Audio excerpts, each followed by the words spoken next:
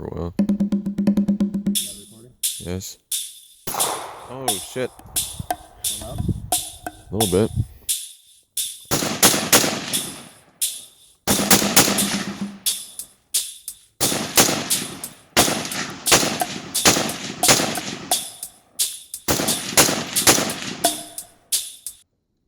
What's up, YouTube? All right, we have a couple guns here. Century C39v2 and a DDI Hungarian AK63D underfolder. This might look a little different than a standard C39v2. I refinished the wood. I stripped off all the paint or the oil or whatever they use to make the wood their color.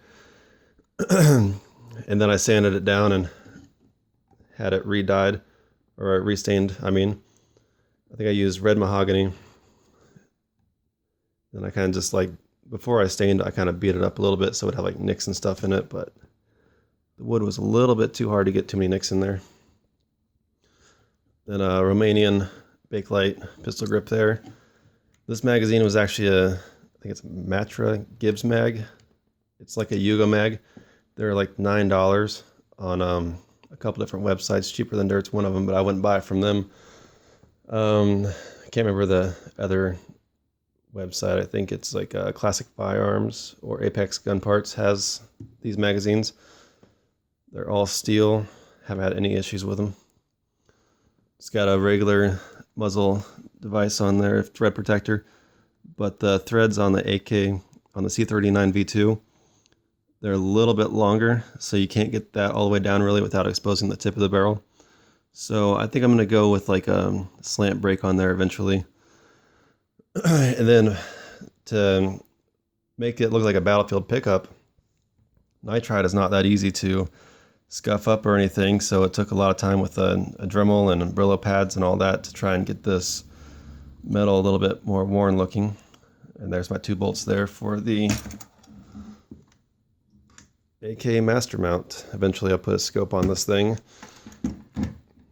It's like a 1 to 3 power or something, like 1 to 4 power or something like that, just to deer hunt with or something. But that's what I did with this one. I took off the excess big dot sights I found out I like traditional AKs better. I don't really like all the gadgets and gizmos on them. So yeah, except for this Krebs custom safety lever, which I actually like it. A lot of people have trouble putting their safety down over these bolts or screws, but it's a lot easier when you have a Krebs safety lever. And that's about all that's new with this gun. So I'll take that off the table. This one is a little bit newer. I've had it for a while though. It's the Hungarian AK by DDI. This is an earlier one.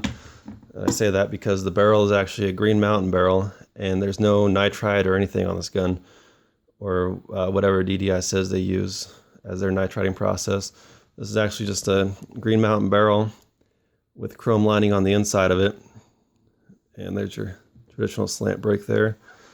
The cleaning rod, the rear sight, and the bolt all have the same, I think it's the original finish on it. It's kind of like a gray, like a matte gray bluing or parkerizing. It kind of rubs off kind of easily, but the rest of the gun is KG gun coat, and it's not as durable as I thought it would be. As you can see, it's scratched there, which is, expected. But then there's some scuffs there from the safety. And there's a couple other wear marks or scuff marks on it. So I don't know what to expect from KG gun coat really, but I don't know. That's what you can expect, I guess. If I take off the top cover here, you'll see. Hold on a second. You can see more scuff marks on it, scratches. So, KG gun coat, is it better than Cerakote? Get it to focus there. I don't know. I've never had a gun that was Cerakoted, But yeah, it's Hungarian parts kit, all matching numbers. All the rivets are done perfectly fine. DDI says custom guns at a retail price or something like that. This is, it's like a regular build. There's really nothing custom about it. There's nothing custom feeling about it. I mean, the underfolder buttstock kind of wobbles a little bit. And I've checked other AK63Ds, including the Century arms, and they all have that little wobble. The only underfolder I've ever seen that doesn't really have a wobble is the Zastava InPap underfolders, but I'm sure after you put a couple of rounds through them, they might get a little bit of a wobble. But other than that, it locks up fine, and it folds down into a nice truck gun, actually. You can tell it's Hungarian, obviously, by this weird pistol grip. It's a little bit more comfortable than the traditional Russian pistol grip. But it's, I like the US Palm better, but like I said, I like the traditional look of the AK better, so I'm going to stick with this. I've only had about 100 rounds through this gun, and I haven't had any issues with this one or my C39v2. And the C39v2 has been through a lot of rounds and gotten very hot. And still no issues with that. But yeah, there's your DDI symbol there. Can't remember who their receivers come from. Might be Nodak, but I think it's Morrissey. Yeah, all the rivets are fine. Bunch of grease on the inside of it. That's about all. Those are my 2 AKs. I don't really need any more, but I would like to have more.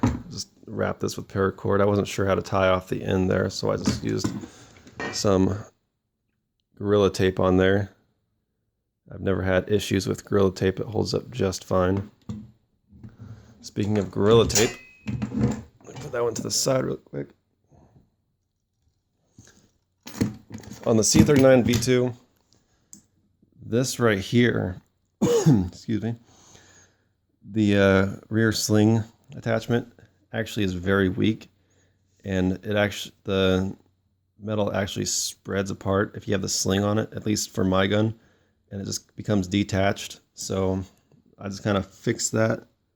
Can't really see too well, but it's very loose and everything, but I just put that back to the way it was and abandoned that. Just used some paracord, wrapped it with Gorilla Tape, and made my own sling holder. Works just fine. I think I got this off of eBay, and this is a Bulgarian sling. This one over here is a Romanian sling. The Bulgarian is a little softer.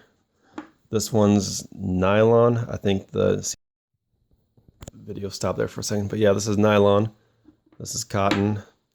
Though I think this is a Romanian sling. It's quite short. I think it's supposed to be used on underfolders actually, but this one's a little bit longer, and you can use it on full-length AKs. But yeah, that's about it. Also, I drilled a little hole there for the water to come out of the handguard. But other than that, that's about it. And then I took the parkerizing off the bolt carrier here. The bolt's still the same, but the bolt carrier, I took the parkerizing off, which was not easy. And then just cold blued it, just to go with the gun a little bit better, because that parkerizing looked kind of looks kind of tacky. But yep, there they are. Oh, by the way, the DDI came with a Tapco G2 trigger, and I swapped that out for a Century Arms trigger because I think the Century Arms trigger is better, and I think it's machined a lot better too. It doesn't beat up the tail of the bolt like the Tapcos do.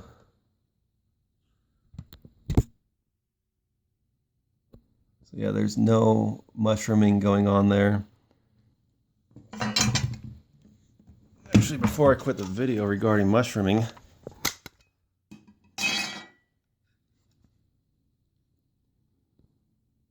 I've had probably 600-700 rounds to this gun, and that's all the mushrooming that's gone on. None really.